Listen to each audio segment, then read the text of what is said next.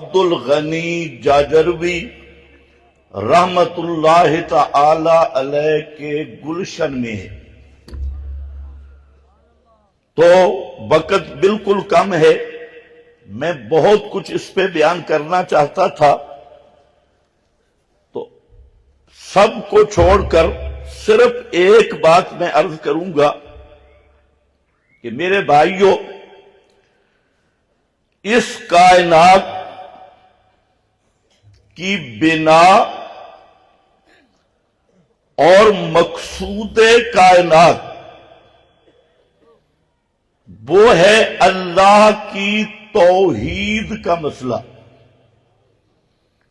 اس کائنات کو بنایا گیا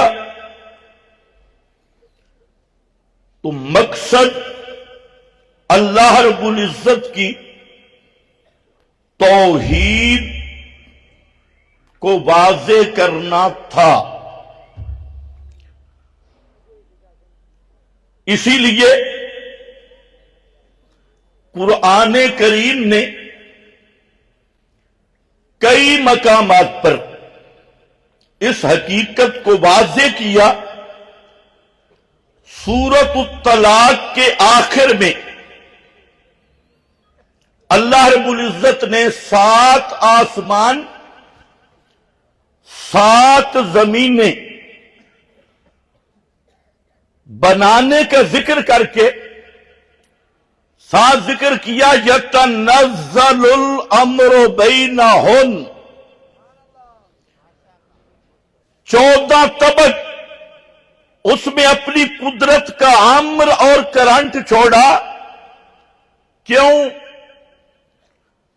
یا اللہ، کیوں یہ کائنات کیوں بنی؟ مقصد کیا ہے؟ فرمایا لِتَعْلَمُوا أَنَّ اللَّهَ عَلَى كُلِّ شَيْءٍ قَدِيرٌ وَأَنَّ اللَّهَ قَدْ أَحَاطَ بِكُلِّ شَيْءٍ عِلْمًا۔ یہ کائنات ان دونوں بنیادوں کو ملائیں تو حاصل یہ کہ 14 طبق کائنات کا مقصد تخلیق وہ ہے لا الہ الا اللہ، لا الہ الا اللہ، مسئلہ الہ، یہی مقصود کائنات۔ بعض لوگ کہا کرتے ہیں کتاب فطرت کے سر برق پہ پیغام، کتاب فطرت کے سر برق پہ جو نام احمد رقم نہ ہوتا۔ سو رہے ہو یا جاگ رہے ہو؟ جو نام احمد رقم نہ ہوتا، یہ نقش ہستی ابھر نہ سکتا، وجود لوح و قلم نہ ہوتا۔ میں نے کہا مولوی جی ذرا قرآن کی بھی سن، قرآن کہتا ہے کتاب فطرت کے سر برق پہ پیغام احمد رقم نہ ہوتا، کتاب فطرت کے سر برق پہ پیغام احمد رقم نہ ہوتا، یہ نقش ہستی ابھر نہ سکتا، وجود لوح و قلم نہ ہوتا۔ اس کائنات کی بنا، خیر نعرہ کوئی بھی نہیں لگا ہے، بالکل اس کائنات کی بنا، وجہ تخلیق کائنات، مقصود کائنات وہ صرف اور صرف مسئلہ الہ لا الہ الا اللہ۔ اسی مسئلہ کی خاطر میرے رب نے کائنات بنائی، اور اس کائنات کی روح کائنات وہ بھی مسئلہ لا الہ الا اللہ۔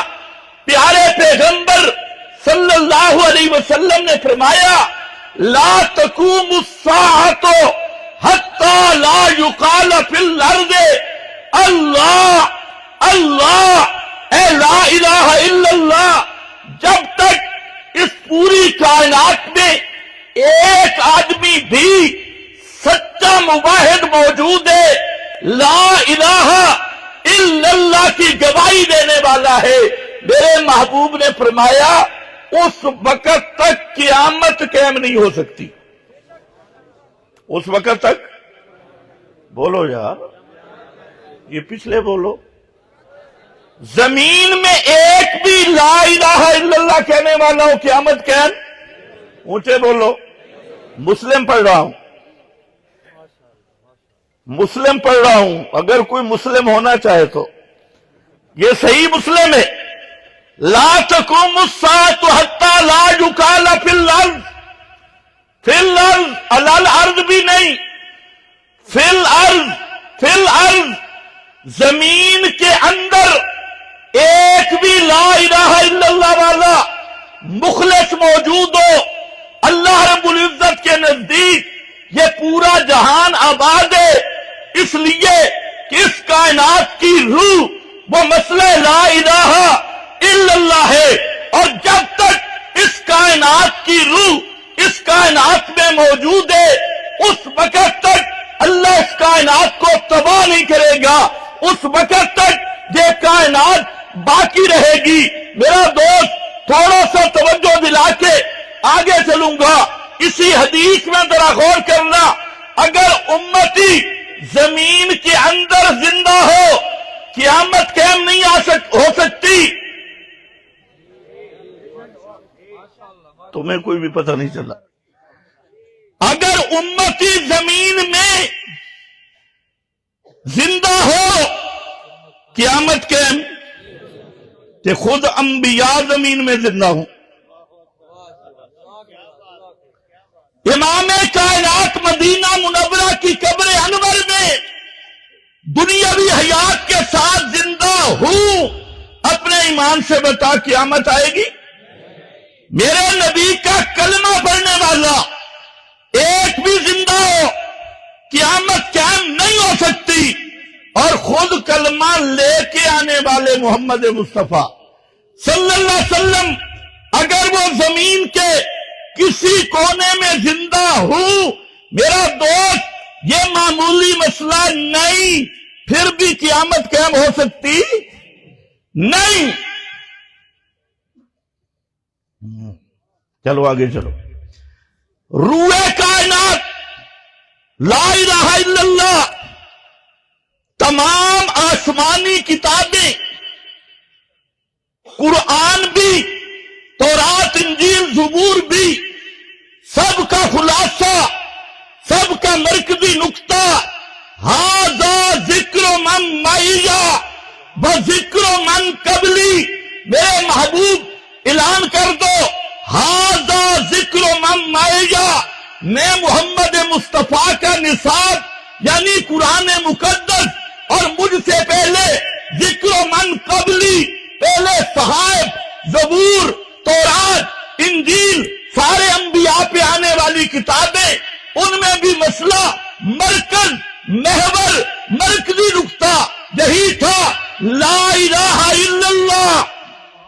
ساری آسمانی کتابوں کا خلاصہ لا الہ الا اللہ، تمام انبیاء کی دعوت لا الہ الا اللہ، تمام انبیاء کی عظمتوں کی بنیاد لا الہ الا اللہ، تمام انبیاء کی عزتوں کی بنیاد لا الہ الا اللہ، تمام کائنات کے لیے ذریعہ بقا لا الہ الا اللہ۔ میرا دوست توجہ کر، سب سے پہلا فرض جو انسان پہ ہوتا ہے وہ بھی ہے سمجھنا لا الہ الا اللہ، اور سب سے اول مقدم، اول واجب علی المکلف، پہلا مکلف پہ واجب اور پہلا فرض ہے لا الہ الا اللہ کو سمجھنا۔ میرا خیال ہے فضائل آپ نے بڑے سن لے،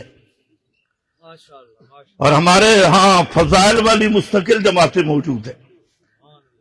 آج ایک مسئلہ سمجھانا چاہتا ہوں میرا دوست، یہ جو لا الہ الا اللہ ہے، لا الہ الا اللہ پڑھنے سے آدمی مسلمان نہیں ہوتا، صرف پڑھے کہ مسلمان ہو گیا۔ آج کے دور کی سب سے بڑی غلط فہمی، فلانا کون ہے جی؟ کلمہ گو ہے۔ کیا ہے؟ کلمہ گو، کلمہ پڑھا، مسلمان ہو گیا۔ اور آج تو میڈیا پر بھی یہی شور ہے کہ کلمہ گو مسلمان، کلمہ گو نو مشرک نہ آکھو جی، کلمہ گو کافر نہیں ہو سکتا۔ یہ تو ہمارے وزیر اعظم بھی ٹکٹ دے دیتے ہیں اور وزیر اعلی بھی ٹکٹ دے دیتے ہیں، اور اوپر نیچے سارے۔ نہ میرا بھائی، آج سمجھ اشاعت التوحید و سنہ کہ اس ذمہ دار سٹیج سے کہ مسلمان ہونے کے لیے 3 شرطیں ہیں۔ پہلی شرط کہ کلمہ سمجھ، پہلی شرط کیا ہے؟ لا الہ الا اللہ کو سمجھ، اور دوسری شرط اس کو تسلیم کر، اور تیسری شرط اسی پہ چل، اس سے وفا کر، اسی پہ چل، اسی پہ مضبوط رہے۔ پہلی شرط اس کو سمجھ۔ علماء بھی جانتی ہیں کہ ایمان تصدیق کا نام ہے۔ کس کا نام ہے؟ لیکن مسئلہ اتھی گڑبڑ ہے۔ ایمان تصدیق کا نام ہے تو مولوی دے ذہن وچ منطق والی تصدیق، منطق والی تصدیق کا نام ایمان نہیں۔ منطقیوں کے ہاں اگر علماء ہے تو ناراض نہ ہونا، ایمان تصدیق کا نام ہے، لیکن مناطق کی تصدیق نہیں، شرعی تصدیق۔ مناطق کی تصدیق جاننا ہے اور شرعی تصدیق ماننا ہے۔ پہلے سمجھ، پھر اس کو مان، پھر اس کا وفادار بن، اس عہد کا غدار نہ بن، اسی عہد پہ چل۔ یہ وہ 3 چیزیں ہیں جس نے لا الہ الا اللہ محمد الرسول اللہ پڑھ لیا، سمجھ کے پڑھا، پھر مان لیا، پھر اسی پہ قائم رہا۔ میرے محبوب نے فرمایا جس طرح کے عمل پہ بھی ہو، علی عمل، جس عمل پہ بھی ہو، دخل الجنہ من کان آخر کلامہ، دخل الجنہ من کان مخلصا بقلبہ لا الہ الا اللہ، دخل الجنہ من مات وہو یعلم انہ لا الہ الا اللہ، دخل الجنہ۔ وفی روایت مستیقنا بقلبہ دخل الجنہ۔ میرا بھائی، سب کا خلاصہ یہ ہے، سب سے پہلے سمجھ، پھر تسلیم کر۔ جان دا ابو جہل بھی ہے، جان دے بڑے بڑے ہیں، یہودی بھی جان دے۔ جاننے کا نام ایمان نہیں، ایمان ماننے کا نام ہے۔ دل سے تسلیم کر اور پھر اس کے ساتھ وفا کر۔ اب ذرا آؤ، یہاں 4 کلمات ہیں، 4 حروف ہیں۔ پہلا حرف، بولو بھائی، میں 10 منٹوں میں تقریر ختم کرنا چاہتا ہوں، اور مسئلہ وہ ہے جو حضرت نوح نے 950 سال بیان کیا۔ سارے قرضے مکا دے سا۔ تم ذرا بولتے رہو، لا 1، الہ 2، اللہ 3، اللہ 4 حرفوں کی بات، اور ان 4 حرفوں میں بھی، ان 4 حرفوں میں بھی 2 حرفوں کا مسئلہ ہے۔ 4 حرفی گل کہ بھئی 4 حرفوں دی گل، اور تسی آگ دے مولوی چھوٹیاں چھوٹیاں دے لڑ دے۔ 4 حروف کی بات ہے، اور ان 4 حرفی بات پہ 7 لاکھ نبی آئے، کم و بیش اس 4 حرفی بات پہ ساری کتابیں اتری، اسی 4 حرفی بات پہ دنیا آخرت کی نجات کا دار و مدار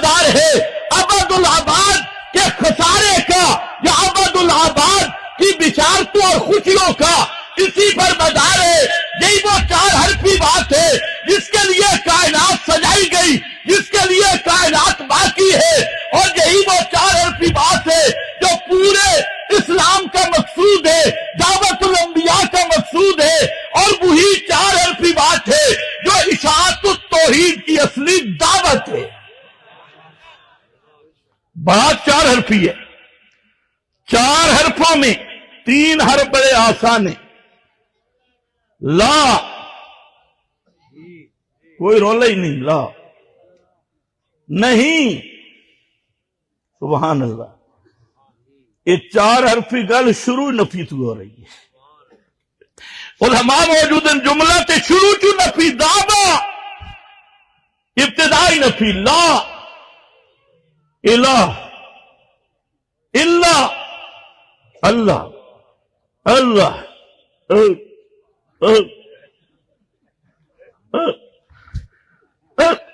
یہ تو ابو جہل بھی کرتا ہے۔ آج کل مولوی تھے خوش ہیں، توجہ ہے، اتنے کام پورا ہو گیا نا میرا بھائی، اللہ ابو جہل بھی مندائی، بدر العلوم کھڑے ہو کے اتنے دلائل دیمن کی ضرورت ہی نہیں۔ اتنے جڑا مسئلہ الہ ہوں نا اللہ دے فضل نہ، وہ ساریاں صفائیاں کر دیں۔ ہاں، جیسے حضرت مفتی اعظم شیخ العرب والعجم استاذ الاساتذہ شیخ التفسیر والحدیث حضرت مفتی محمد جاجروی حفظہ اللہ جب شروع ہوتے ہیں، مکہ کے مشرک 2.5 درجے مباحث تھے اور پاکستانی مشرک 4 درجے مشرک ہیں۔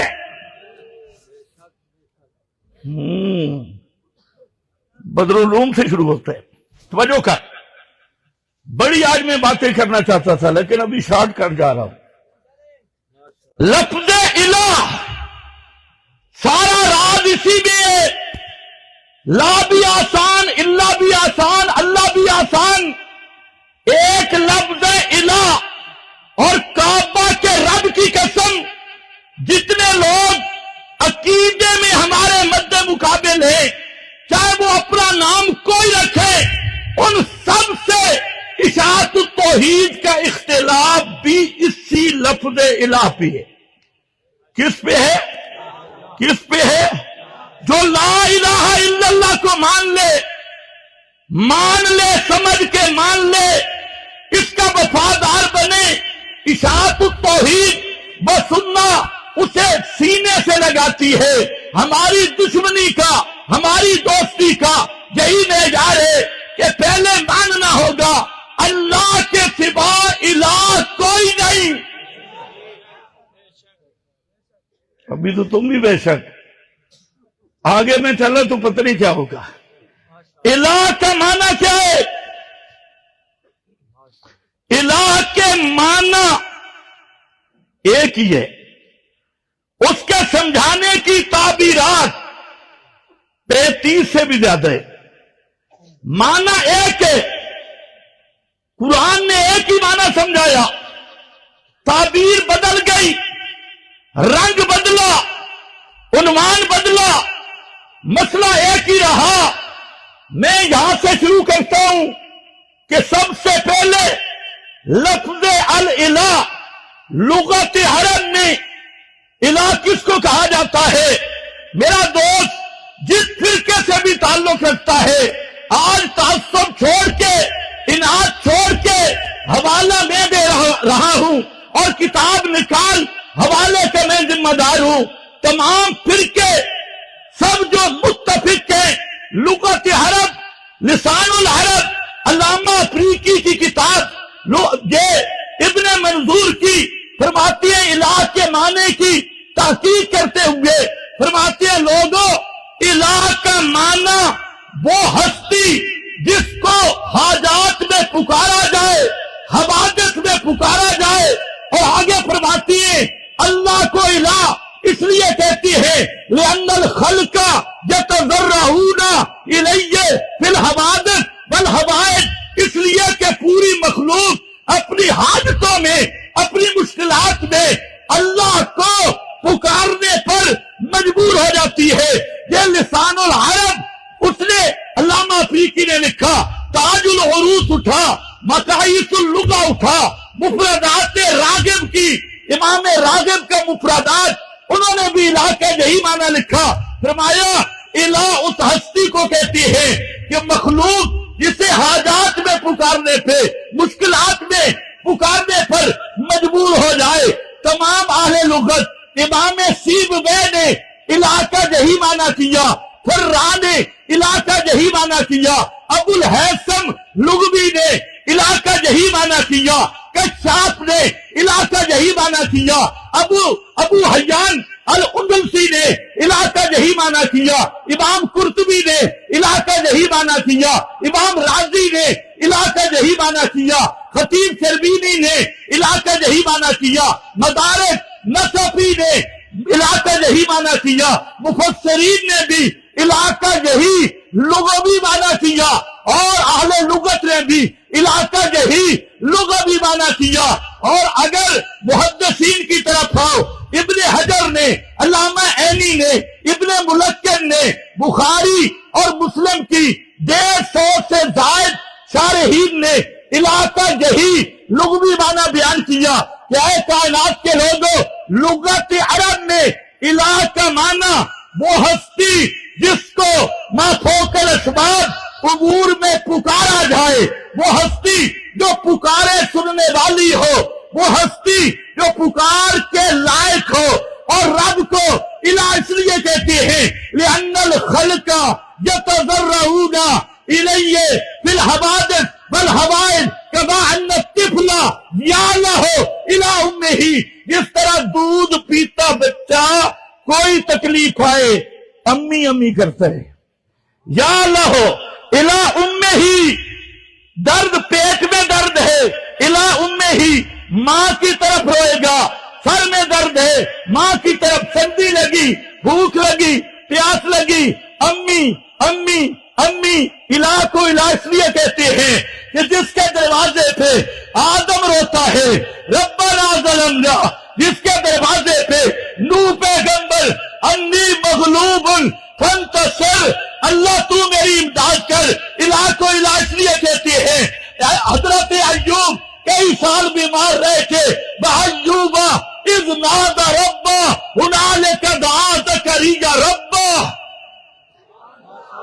لَا إِلَٰهَ إِلَّا أَنْتَ سُبْحَانَكَ إِنِّي كُنتُ مِنَ الظَّالِمِينَ، یہ معنی ہے الہ کا۔ اللہ کرے آپ سمجھ گئے۔ ساری کائنات اسے پکارنے پہ مجبور ہو، ساری کائنات۔ اور اگر کوئی ایران سے آیا ہے، میں نے سنا ایران سے بھی ہے، اگر کوئی ایران سے آیا اصول کافی پڑھ رہا ہوں، اصول کافی، مستدرک الوسائل، وسائل الشیعہ اور بہار الانوار مجلسی کی، اس کے علاوہ تفسیر نور الثقلین، جامع البیان، عسکری کی، حسن عسکری کی تفسیر وہ دیکھ لینا، سب نے معنی کیا الہ کا۔ اور کس سے کیا؟ حضرت علی مرتضیٰ سے، حضرت حسن سے، حضرت حسین سے، حضرت زین العابدین سے، امام حسن عسکری سے، امام جعفر صادق سے، سب نے معنی کیا کہ الہ کا معنی وہ ہستی جس کو مشکلات میں پکارا جائے، حاجات میں پکارا جائے، اور وہ ہستی جس کو حوادث، مشکلات، جب اسباب ختم ہو جائے، انقطاع اسباب کے وقت جس کو پکارا جائے، اسی کا معنی الہ ہوتا ہے، اسی کا معنی الہ ہوتا ہے۔ اور اگر 11ویں والا بابا، 11ویں دا بابا، نہیں ہوں تو میں سٹارٹ ہوں ویسے مجھے گھنٹے والی تقریر آتی بھی نہیں، کم از کم 3 گھنٹے ہوں پھر بات بنتی۔ سمجھو کر اے جڑے بڑھڑے بیٹھن نا، جنہاں بابے نو سنا ہے او بڑے خوش نظر آ رہے، یہ جڑے نوجوان ہیں یہ تو سارے ڈسکو دے لوگ ہیں، انہاں نو کوئی پتہ نہیں، یہ سارا سو بول دے، لیکن جڑے بڑھڑے بابے بیٹھے نا انہاں دے چہرے چمک رہے۔ با مولانا عبدالغنی تیرے اتے کروڑا رحمتا ہوں۔ یہ مولی خضر دا کمال نہیں، اسی تے انہاں بزرگاں دے ناکے لا چون کے نقل کر رہے ہیں۔ توجہ ہے سن میرے بھائی، 11ویں دن پیر عبد القادر جیلانی دیا، رحیم یار خان کے دوست، بلکہ میری آواز جہاں تک جائے پوری دنیا کے میرے بریلوی بھائیوں، دوستوں، بزرگوں، سنو، آج میں نشاندہی کر رہا ہوں، 11ویں تم دیتے ہو، بابا عبد القادر بابا ہمارا ہے۔ بابا کس کا ہے؟ بابا کس کا ہے؟ اور تم 11ویں دیتے کسے؟ کھوتے شاہ کی، کسی لسوڑی شاہ کی، کسی گڑبڑ شاہ کی، کسی ترپڑ شاہ کی، کسی گڑبڑ ہڑبڑ شاہ کی، کسی نانگے بابے کی۔ آگے میں نہیں کہتا، سٹیج ہے، کچھ اور بابے بھی ہے جو نیٹ پہ وائرل ہوئے ہیں، ان کا نام جہاں لے بھی نہیں سکتا۔ وہ بیچارے ہو تسی 11ویں ہر مہینے دیتی تے بابا ساڈا نے، انہاں نوں بابا ہی نہیں ملا جس دن آتے 11ویں دن ساڈا بابا۔ چل پھر کر فیصلہ کرے، بابا تینوں پسند ہے؟ بابے کی کتاب غنیت الطالبین، بابے نے الہ کا معنی کیا، شیخ عبد القادر جیلانی رحمت اللہ تعالی علیہ فتوح الغیب میں بابے نے معنی کیا، اور الفتح الربانی بابے نے معنی کیا۔ فرماتے ہیں کائنات والوں، الہ اس کو کہتے ہیں جس کو حاجات میں پکارا جائے، مشکلات میں پکارا جائے۔ آگے بابا بھی یہی عبارت لائے، لِأَنَّ الْخَلْقَ، یہ وجہ تسمیہ اللہ کو الہ کیوں کہا جاتا ہے؟ اس لیے کہ ساری کائنات اس کے سامنے اپنی حاجات مشکلات میں زاریاں کرنے پہ مجبور ہوتی ہے۔ یتضرعون الیہ فی الحوادث والحوائج۔ اور اگر تو صوفی ہے، مولانا روم نے مثنوی میں امام سیبوی سے یہی نقل کیا، امام غزالی نے احیاء میں یہی معنی کیا، غزالی کی احیاء کی تمام شروحات میں یہی معنی کیا۔ میرا بھائی، یہ تو تیرے لیے میں نے حوالے دیے، میرا ایمان تو قرآن پہ ہے۔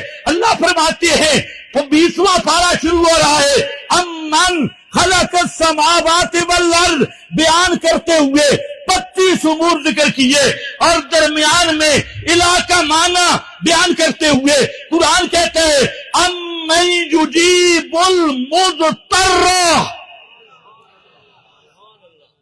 امن یجیب المضطر اذا دعاہ ویکشف السوء۔ اٹھا قرطبی، اٹھا روح المعانی، المضطر الذی انقطع عنہ الاسباب، الذی انقطع عنہ الاسباب۔ اللہ فرماتے ہیں کائنات والوں، جب اسباب کا سلسلہ ختم ہو جائے پھر پکاروں کو پہنچنے والا کون؟ پھر پکاروں کو پہنچنے والا کون؟ الہم اللہ، الہم اللہ، یہی تو الہ دا مان نہیں۔ الہم اللہ، یہ پہلی تعبیر الہ کا معنی پکارا سنن والا، الہ کا معنی پکارا نو پہنچن والا، الہ کا معنی وہ ہستی جس کو حاجات میں پکارا جائے، مشکلات میں پکارا جائے۔ الہ اور کیا ہے؟ لا الہ الا اللہ، اقرار کیتا اللہ تیرے سوا پکارے سننے والا کوئی نہیں۔ توجہ ہے؟ چلو دوسری تعبیر پہ آ جائے۔ الہ کا معنی معبود، بولو، الہ کا معنی معبود۔ معبود والے معنی میں مولوی پردہ ڈال دیتے ہیں۔ الہ کا معنی معبود۔ اگے تسی بھی کدے نہیں پوچھا بھئی اس تو اگے کی ہوندا؟ عبادت کے لائق، بندگی کے لائق۔ میں آکھے بندگی کے، عبادت کیا؟ کہتا ہے بیزابی نے لکھا، خفاجی نے لکھا، قرطبی نے لکھا، روح المعانی نے لکھا، احکام القرآن نے لکھا، سمرکندی نے لکھا، شربینی نے لکھا، بیزابی سب نے لکھا۔ عبادت کا معنی غایت تذلل، عبادت کا معنی بولو بولو شاباش، غایت تذلل عاجزی کی انتہا، ذلت کی انتہا، عاجزی کا آخری درجہ، ذلت کا آخری درجہ۔ میں آکے مولانا صبر کر، اگر یہی معنی عبادت دے تو پھر میں نے ذرا سمجھا، ذلت کی انتہا سجدہ میں ہے، جو عاجزی سجدہ میں ہے وہ رکوع میں نہیں، جو عاجزی سجدہ میں ہے وہ قیام میں نہیں، جو عاجزی سجدہ میں ہے وہ طواف میں نہیں، جو عاجزی سجدہ میں ہے تو غایت تذلل کہہ رہا ہے۔ ذرا مجھ سے پوچھ، شریعت سے پوچھ، اللہ کے محبوب سے پوچھ، وہاں تو اکڑنا بھی عبادت ہے، اکڑنا بھی، بولو، ڈر گئے ہو؟ یہ تو میں گل کر رہی ہوں کہ کدے گل کچی آسی نہیں، اساں احتیاط کر لے کدے کچیاں نہ سننیاں تے نہ بیان کرنی۔ طواف کے پہلے 3 چکر اکڑ دے اور نہیں اکڑ دے؟ سبحان اللہ۔ ابو دجانہ نو پیغمبر کریم تلوار دیتی، بڑا لمبا واقعہ، تے تلوار لے کے نا تے میدان دے وچ موڈے مار کے جوان چل رہے، کندھے ہلا ہلا کے چلے۔ پیغمبر کریم مسکرا پڑے، فرمایا یہ جو چال ہے نا یہ اللہ کو ویسے پسند نہیں، لیکن مشرک دے سامنے آکڑنا بھی عبادت ہے۔ مشرک اور بدعتی کے سامنے سینہ تان کے کھڑا ہونا عبادت۔ او صوفیو، یہ بھی عبادت ہے۔ تو آیت تذلل کہاں گیا؟ غایت تذلل، عاجزی کا آخری درجہ، وہ کہاں گیا؟ اس لیے میرا دوست، نمبر 2، سجدہ تعظیمی میں بھی ماتھا زمین پہ ہے، سجدہ عبادت میں بھی ماتھا زمین پہ ہے، حیت ایک ہے، ظاہری تذلل ایک ہے، ایک سجدہ تعظیم کا ہے، دوسرا سجدہ عبادت کا ہے۔ مل فارق بین التعظیم والعبادہ، دنیا کا کوئی عالم اس تعظیم اور اس عبادت کا فرق بتائے۔ کعبہ کے رب کی قسم، ہر فرقہ کے مولویوں سے میں نے پوچھا، ہر مسلک کے مولویوں سے میں نے پوچھا کہ مولویوں خدا کے لیے بتلاؤ تعظیم اور عبادت میں فرق کیا ہے، ادب اور عبادت میں فرق کیا ہے؟ عاجزی ادب میں بھی ہے اور عاجزی عبادت میں بھی ہے۔ سجدہ تعظیم کی حیت بھی وہی، سجدہ عبادت کی حیت بھی وہی۔ وہ عبادت کیا ہے؟ واہ! اس لیے آؤ، بات ٹھیک ہے، مفسرین نے معنی یہی کیا، اور ایک بات ذرا مل جائے گی، معنی پورا ہو جائے گا۔ کیا مطلب؟ ایک تذلل اعضاء کا ہے، جوارے کا ہے، ایک تذلل ظاہری ہے، ایک تذلل باطنی ہے۔ تذلل ظاہری جہاں مراد نہیں، تذلل باطنی، العبادت عبارت عن الاعتقاد والشعور بأن للمعبود سلطة غیبیۃ یقدر بها على النفع وعلى الضرر فكل دعاء وثناء ونداء ينشأ من هذا الاعتقاد فهي العبادة، فهي العبادة۔ حافظ ابن القیم نے اس تذلل کی وضاحت کی ہے، کوئی نئی بات نہیں پیش کی۔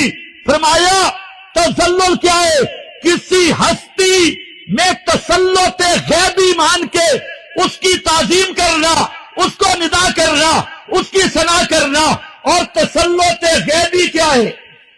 سلطتن غیبیتن، کسی ہستی کے متعلق ما فوق الاسباب جاننے کا نظریہ رکھ کے، ما فوق الاسباب دیکھنے کا نظریہ رکھ کے، ما فوق الاسباب تصرف کرنے کا نظریہ رکھ کے، ما فوق الاسباب اس ہستی کے سننے کا نظریہ رکھ کے، تسلط غیبی میں ما فوق الاسباب جاننا، ما فوق الاسباب تصرف کرنا، ما فوق الاسباب سننا، ما فوق الاسباب دیکھنا۔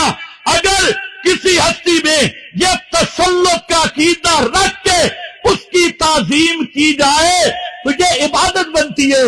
اگر اس عقیدے سے خالی ہو تو ادب بنتا ہے، وہ تعظیم بنتا ہے، ادب بنتا ہے۔ اب پتہ چلا الہ کا معنی غیب دان، الہ کا معنی متصرف ما فوق الاسباب، الہ کا معنی السمیع ما فوق الاسباب، الہ کا معنی البصیر ما فوق بولو ان کیوں چپ ہو؟ السمیع ما فوق الاسباب، البصیر ما فوق الاسباب۔ اب میرا بھائی، بغیر اسباب کے جاننا الوہیت کا خاصہ، بغیر اسباب کے تصرف کرنا الوہیت کا خاصہ، بغیر اسباب کے سننا الوہیت کا خاصہ، بغیر اسباب کے دیکھنا الوہیت کا خاصہ۔ اب آپ پورا قرآن دیکھ لیں، قرآن مقدس جہاں پر بھی مسئلہ الہ بیان کرے گا وہاں اللہ کے لیے الوہیت ثابت کرے گا، وہاں غیر اللہ سے نفی کرے گا۔ اللہ رب العزت وہاں پر یا علم ما فوق الاسباب کی نفی ہوگی، یا تصرف ما فوق الاسباب کی نفی ہوگی، یا سماع ما فوق الاسباب کی نفی ہوگی، یا بصر ما فوق الاسباب کی نفی ہوگی۔ آخری بات، 2-4 ایتیں نہ پڑھوں تو مزہ نہیں آئے گا۔ اچھا، یہ جو میں نے معنی بیان کیا، کچھ حضرات شور کرتے ہیں جی یہ اکابر سے ہٹ کے تحقیق پیش کرتی، یہ بھی ہم نے سنا ہے۔ ایمان سے بتائیں، یہی معنی مرشد العلماء مولانا عبد الغنی جاجروی نے نہیں سمجھایا تمہیں؟ بولو جو بوڑھے بیٹھے ہو، سمجھایا یا نہیں سمجھایا؟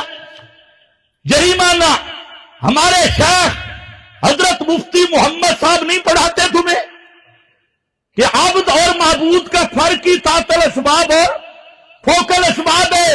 پیچھے چلنا، یہی معنی مولانا حسین علی نے کیا، یہی معنی قاضی نور محمد نے کیا، یہی معنی حضرت قاضی شمس الدین کی تفسیر اردو دیکھ اس نے کیا، یہی معنی حضرت مولانا حسین علی کا وہ خلیفہ جو 40 سال تک حضرت کی خدمت میں رہا، جس کا نام عبد الرؤوف بچھار کلام والے، ان کا رسالہ کلمہ طیبہ انہوں نے بھی یہی معنی کیا، اور حضرت شیخ القرآن مولانا غلام اللہ خان سے لے کر مولانا عبد الرؤوف تک سب نے مولانا حسین علی سے یہی معنی کیا۔ اور لوگوں، الہ کا معنی بغیر اسباب کے جاننے والا، الہ کا معنی بغیر اسباب کے تصرف کرنے والا، الہ کا معنی بغیر اسباب کے سننے والا۔ بولو بغیر اسباب کے، اور بولو بغیر اسباب کے۔ اللہ کے سوا ما فوق الاسباب کسی نبی ولی کے لیے علم کا عقیدہ رکھے تب بھی لا الہ الا اللہ کا منکر، اللہ کے سوا کسی نبی ولی کے لیے بغیر اسباب کے تصرف کرنے کا عقیدہ رکھے تب بھی لا الہ الا اللہ کا منکر، اور اللہ کے سوا کسی امام، کسی پیغمبر، کسی نبی ولی علی امام الانبیاء نیڑوں تے دوروں دی گل چھڈ، اللہ کے نبی ولی کسی ہستی میں ما فوق الاسباب سننے کی صلاحیت مانتا ہے وہ بھی مشرک ہے اور لا الہ الا اللہ کا منکر ہے۔ توجہ ہے؟ ایک تو وہ مسئلہ ہے نا ما انتا، پڑھو کیوں زیادہ ٹائم ہو گیا؟ اچھا ٹھیک، ایک تو وہ مسئلہ ہے نا، کیڑا بلد پڑھو ما انتا بمسمع من فل، یہ تو الگ مسئلہ ہے۔ میں جو کچھ بیان کر رہے ہیں اس کو ذرا سمجھو، گل اتھے بھی ساڑھے والی ہے، اتھے بھی ساڑھے والی گل ہے، لیکن یہ سمجھ ما فوق الاسباب سماع کا تعلق الہ والے مسئلہ کے ساتھ ہے۔ توجہ ہے؟ قرآن پڑھوں، سورۃ المائدہ ہے،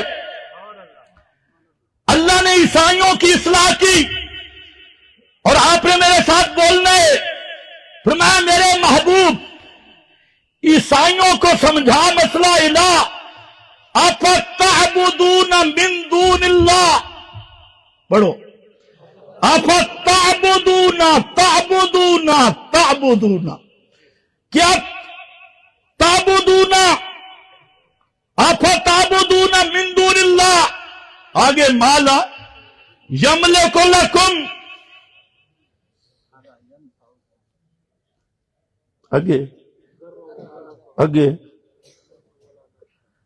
اتھے نہ رکو، آگے واللہ، آگے کیا ہے؟ واللہ هو السمیع العلیم،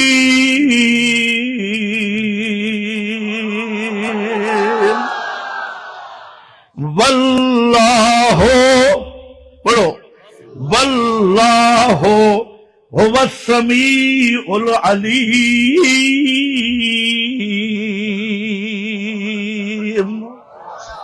53 مقام قرآن کا، کتنے ہوئے؟ 53۔ 53 مقام قرآن مقدس کا بطور حصر، بطور کسر کے مسئلہ بیان کر رہا ہے۔ کہیں فرمایا انت السمیع، کہیں فرمایا انہو هو السمیع، کہیں فرمایا ان ربی لسمیع الدعاء، کہیں کچھ لفظ، کہیں کچھ لفظ۔ 53 مقام قرآن کا یہ مسئلہ بیان کر رہا ہے کہ اے کائنات والو، بغیر اسباب کے سننا یہ صرف الہ کا خاصہ ہے، اللہ کے سوا اسباب کے مابرا سننے والا کوئی نہیں۔ توجہ ہے؟ افتعبدون، سبحان اللہ، واللہ هو السمیع۔ حضرت ابراہیم مسئلہ الہ سمجھا رہے ہیں۔ یا ابت، پڑھو پڑھو، یا ابت لم تعبد ما لا يسمع ولا يبصر ولا يغني عنك شيئا، لم تعبد، کیوں الہ بنائے ہوئے ہیں؟ کیوں پوجتا ہے؟ کس کو؟ ما لا یسمع، واہ شیخ القرآن، شیخ القرآن اگدے آدن دورو نہیں تے نسمع بلا یبصر بلا یغنی عنک شیئا، اور ذرا بھی بگڑی بنا سکتے کوئی نہیں۔ یہ مسئلہ الہ سمجھایا جا رہا ہے۔ الہ وہ ہوتا ہے جو سمیع بھی ہو، الہ وہ ہوتا ہے جو بصیر بھی ہو، الہ وہ ہوتا ہے جو بگڑی بنانے والا بھی ہو، اور جو سنتے بھی کوئی نہیں، دیکھ سکتے بھی کوئی نہیں، اور بگڑی بنا سکتے بھی کوئی نہیں۔ تو لیما تعبدو، لیما تعبدو۔ آج لوگ کہتے ہیں یہ شاہ توحید والے پاگل ہو گئے، سباب والا مسئلہ لیا ہے۔ اور میرا بھائی حضرت ابراہیم یہ بات کو سمجھایا، اب قوم کو سمجھاتی ہیں، اور سمجھاتی ہو کیا کہتی ہیں؟ حل یسمعونکم، حل یسمعونکم اذ تدعون،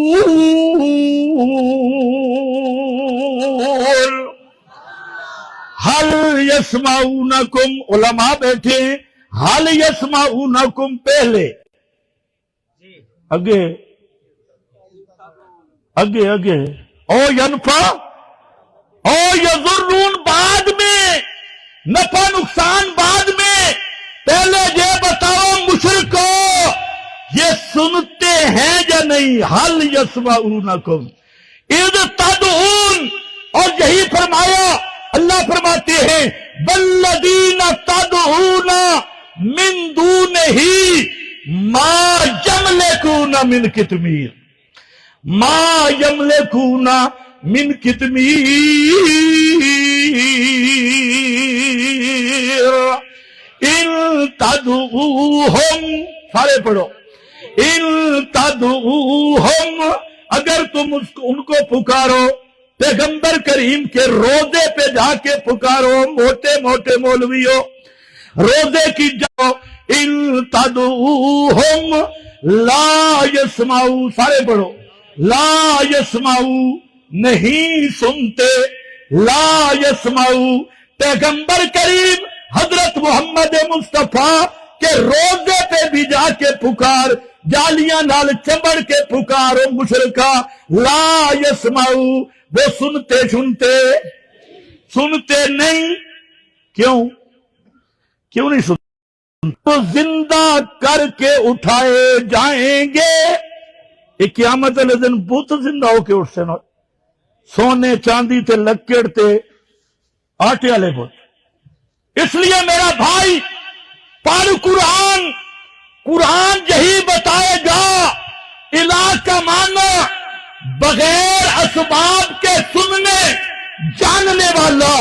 اگر کسی نبی ولی کو مافوق الاسباب سمیع سمجھا، بصیر سمجھا، علیم سمجھا، وہ بھی اسی طرح مشرک اور لا الہ الا اللہ کا منکر ہے، جس طرح مکے کا حاجی ابو جال شاہ سے منکر تھا۔ باقی آخری بات کیا ہوتی ہے؟ بس نعرہ نہیں، بات کیا ہوتی ہے؟ جاہلوں کو دھوکہ کیا دیتی ہے؟ اور دکھتی رگ بھی میں تھوڑا ایک منٹ ہی سنا دوں گا۔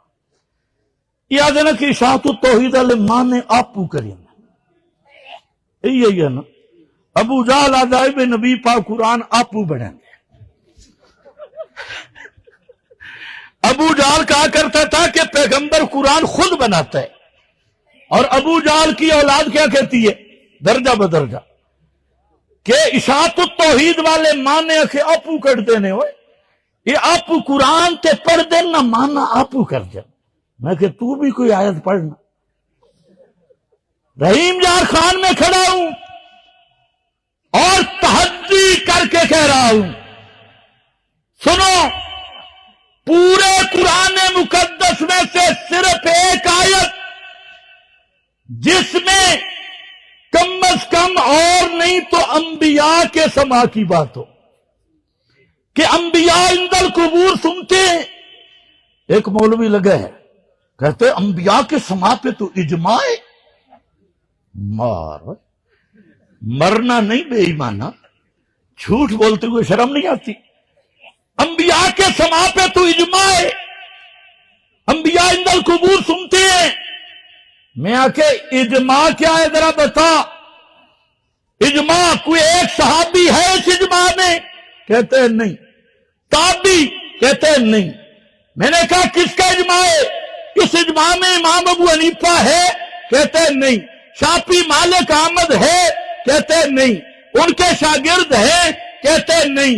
تو میں آ کے پھر اجماع نہیں ہے، نہیں کہ حضرات انبیاء عند القبور سنتے ہیں، ایک صحابی کا عقیدہ نہیں، تابعی کا عقیدہ نہیں، چار اماموں میں سے کسی امام کا عقیدہ نہیں، ان کے شاگردوں میں سے کسی شاگرد کا عقیدہ بھی نہیں، تو پھر جو کہے اجماع ہے اسے حیا بھی بالکل نہیں۔ ہم سے درس واجب ہے یا نہیں؟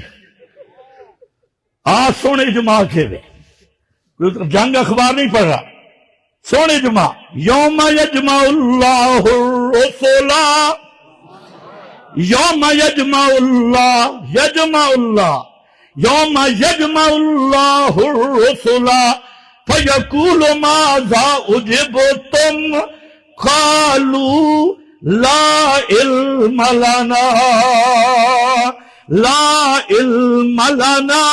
انک انت علام الغیوب۔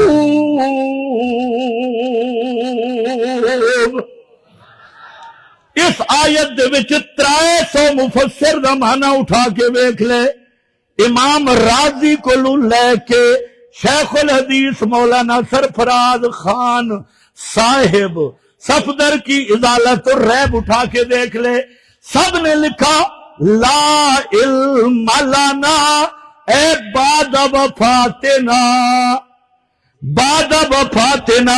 اللہ سانو کوئی پتہ نہیں ساڑی موت دے بعد کیڑا بے ایمان ساڑی قبر تے آیا، کس نے آ کے بکرے چرائے تو کس نے آ کے چھترے چڑھائے، کیڑا بے ایمان کالے ککڑ لے کے آیا تے گھٹے لے کے آیا، تے کیڑا بے ایمان روزے دیا جالیاں نال چمڑا رہ گیا، تے مشورے کرتا رہ گیا تے میں لا علم لنا لا اتنے توجہ ہے یہ جڑا انا کا انت ہے یہ جملہ معلل ہے یہ لا علم لنا دی علت ہے تے بچو گل سمجھ آ گئی کہ موت دے بعد دنیا دے اسباب مک گئے ہن دنیا دا علم ثابت کرنا اسے دا نا علم ما فوق الاسباب تے علم غیب اسے دا نا علم ما فوق الاسباب تے علم اس آسیاد انسان پتہ نہیں انکا انتا علام الغیوب سن میرا بھائی اشاعت التوحید و سننا اور جیڑا قرآن مقدس کی جو آیت پڑھتی ہے کعبہ کے رب کی قسم اس کا معنی پیغمبر کے صحابہ سے پیش کرتی ہے کس سے بولو بولو آخری بات ہم نے پڑھا مانتا بھی مسمع من فی القبور انک لا تسمع الموتى انما یستجیب الذین یسمعون والموتى یبعثهم اللہ اس آیت تے خیر گل کرنے دی ضرورت ہی نہیں علماء جانتے ہیں انما یستجیب الذین یسمعون یسمعون دا مقابل ہوندا لا یسمعون اللہ یسمعون دا مقابل بنا دیتا ہے الموتا نو کس نو یعنی مردہ تے عدم سما دوئے مترادف پھر لا یسمعون آکھو یا الموتا آکھو ایک ہی چیز ہے رہ گیا ما انتا بمسمع من فی القبور حضرت سیدہ عائشہ رضی اللہ تعالی عنہا نے اس آیت کا معنی یہی سمجھا اٹھا بخاری مسلم نسائی حدیث کی سب کتابیں ام المومنین نے فرمایا کہ اے کائنات والو اللہ کا محبوب یہ کہہ بھی نہیں سکتا کہ مردے سنے قد قال اللہ انک لا تسمع الموتى آیت قرآن کی معنی نبی کے توجہ بولو 110 ہجری تک صحابہ کا زمانہ ہے ان مولویوں کے سر پہ قرآن رکھو یہ جو بڑے بڑے حضرات ہیں اور جھوٹ بولتے ہیں دن رات ان کو کہو 110 ہجری تک صحابہ کا زمانہ رہا ایک صحابی پیش کرو نا جنہوں نے حضرت اماں جی کے معنی کو غلط کہا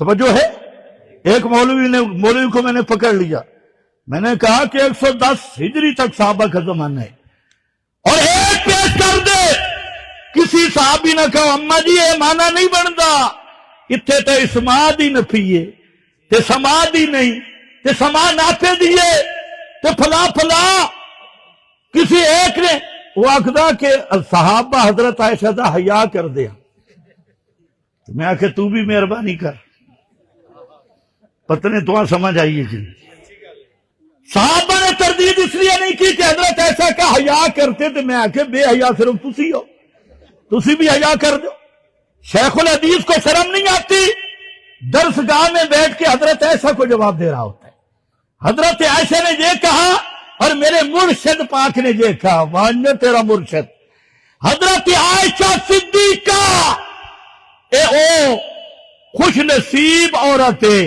جس اول تو لے کے آخر تک پورا قرآن نبی تو پڑھے صرف حضرت عائشہ نے نہیں حضرت عمر صرف حضرت عمر نے نہیں اصحاب بدر صرف اصحاب بدر نے نہیں قال اصحاب رسول اللہ اناس من اصحابہ پیغمبر کے سب صحابہ نے اس آیت کا یہی معنی سمجھا ما انت بمسمع من فی القبور انک لا تسمع الموتى کا معنی کوئی بھی موت کے بعد نہیں سنتا اور صحابہ کے بعد امام اعظم امام ابو حنیفہ امام شافعی امام احمد تینوں اماموں کی تصریح موجود ہے اگر دیکھ شافعی مذہب کی کتاب شرح المجموع شرح مہذب دیکھ لینا حنبلی مذہب کی کتاب مغنی ابن قدامہ دیکھ لینا اوپر لکھا ہے نص علیہ احمد شافعی امام شافعی بھی امام احمد بھی امام ابو حنیفہ بھی فرماتی ہیں یہی آیت پڑھ کے اس کا مطلب ہے کہ موت کے بعد کوئی نہیں سنتا، اور کسی صحابی نے انبیاء کو مستثنیٰ نہیں کیا، امام الانبیاء کو مستثنیٰ نہیں کیا، اور من عام ہے، الموتا بھی عام ہے، اور عام اپنے تمام افراد کو قطعاً و یقیناً شامل ہوتا ہے۔ میرا بھائی، تابعین کا زمانہ، یہ تینوں امام، پھر امام محمد سے لے کے فتاوی دارالعلوم دیوبند تک 495 کتب موجود ہیں، جن کا تعلق احناف کے ساتھ ہے، مالکیہ کی اور ہے، حنابلہ کی اور ہے، شافعی کی اور ہے، ان کو میں چھوڑ رہا ہوں۔ ان 495 کتب میں اس آیت کا یہی معنی ہے، ما انت بمسمع من فی القبور۔ یہ شک ہو بھی کہ مفتی عزیز الرحمان، پہلا مفتی جو مفتی شفیع صاحب کے بھی استاد ہیں، فتاوی دارالعلوم دیوبند میں لکھتے ہیں، یہ مسئلہ جان لیں، قرآن کریم میں سماع موتا کا انکار کیا گیا، اور اگلی جلد میں لکھتے ہیں عدم سماع میت پر نص قطعی وارد ہے، نص قطعی وارد ہے۔ یہ مفتی عزیز الرحمان صاحب، مفتی کفایت اللہ دہلوی، مفتی رشید احمد صاحب گنگوئی، اور یہ بڑے بڑے اکابر سب لکھ گئے، اور فاتحہ کا صحیح طریقہ 41 اکابر کے دستخط، دلی کے، دیوبند کے، لکھنؤ کے، اور اس میں یہ لکھا ہے جو آدمی نیک یا برے مردوں کے سننے کا قائل ہو، بہرحال قرآن کا منکر ہے، بہرحال قرآن کا، فاتحہ کا صحیح طریقہ اٹھا۔ اس لیے ہم کہتے ہیں کوئی قانون اور ضابطہ سما کا نہیں ہے، موت کے بعد اسباب ختم۔ اب رب چاہے تو کوئی بات سنا دے، رب چاہے تو کوئی بات سنا۔ اب سما ہوگا محض بے مشیت اللہ، بے اسماء اللہ، بے مشیت اللہ، بے اسماء اللہ سے ہٹ کے میت میں عادتاً قابلیت اور استعداد سما ماننا، اسی کا نام الوہیت میت میں ماننا ہے۔ اس لیے میرا بھائی، دوسری کتاب کشف المغالطات، اتنے بھی 40 بزرگاں دی دستخط ہے۔ عجیب گل ہے، شیخ الحدیث حضرت مولانا محمد زکریا صاحب کاندلوی، سب کہہ دو، آنکھوں اٹھا، رحمت اللہ علیہ، ان کی کتابیں کتب فضائل پر اشکالات کا جواب، شیخ الحدیث نے 2 باتیں لکھی، فرماتے انک لا تسمع الموتى، یہ آیت نص ہے مردے کے نہ سننے پر، نص ہے مردے کے نہ سننے پر۔ اور پھر شیخ الحدیث نے فرمایا اگر کہیں ہمارے بزرگوں کی کتابوں میں جہاں کہیں سننے کی بات ہے وہ خرق کی عادت ہے، وہ کیا ہے؟ خرق کی عادت ہے۔ تو میرا بھائی، صحابہ سے لے کے علماء دیوبند تک ائمہ اسی معنی پہ ہیں جو اشاعۃ التوحید بیان کر رہی ہے، اور حیات شہداء پہ آنا ہے۔ 7 آیات قرآنی، 40 حدیث نبوی، وہ اور صحابہ تابعین، حتیٰ کہ مولانا محمد قاسم نانوتوی، مولانا ادریس کاندلوی، مفتی محمد شفیع، سب تک پھرتا ایک ہی معنی لکھا ہے، شہیدوں کی حیات سے مراد ان کی ارواح جنت میں ہے، جنت کا رزق کھاتی ہے، جنت کی سیر کرتی ہے۔ اور اگر سن سکتا ہے، بانی دارالعلوم دیوبند مولانا محمد قاسم نانوتوی، کتاب عجب باربعین، فرماتے ہیں قرآن نے شہید کو زندہ کہا لیکن جسم شہید کا مردہ ہے۔ توجہ ہے؟ ایک کس حق ہے؟ جزاک اللہ، میں سمجھ گیا، ایک کس حق ہے؟ حضرت نانوتوی اور آب حیات میں فرماتی ہیں ارواح مومنین اور شہداء کا ان ابدان سے کوئی تعلق نہیں۔ اٹھا آب حیات، یہ چھپانا ہے۔ اور علامہ انور شاہ کاشمیری مشکلات القرآن فرماتے ہیں مانا حیات آنس کے تعلق کے روح بدنس بدر قبر تعلق کے روح بدن اصلا نیست۔ یہ علامہ انور شاہ صاحب، یہ بزرگ نظر نہیں آندے؟ خازن، معالم، روح المعانی، ابو حیان اندلسی، آیاؤن دون اجسادہم، آیاؤن دون اجسادہم، اور مانا حیاتہم ارواحہم فی الجنہ فی طیر خضر فی الجنہ۔ او اشاعت التوحید کے لوگوں، کعبہ کے رب کی قسم، آج تم وہ لوگ ہو جو ما انا علیہ و اصحابی کی عملی تصویر ہو۔ اشاعت التوحید کا عقیدہ ما انا علیہ و اصحابی کی یہ عملی تفسیر ہے۔ بولو کیا ہے؟ اور یہی وہ طیف منصورہ ہے۔ اللہ کے لیے چھوٹے چھوٹے مسائل میں پڑھنے کی ضرورت نہیں۔ ہمارا مسئلہ کیا ہے؟ مسئلہ الہ۔ کیا ہے مسئلہ؟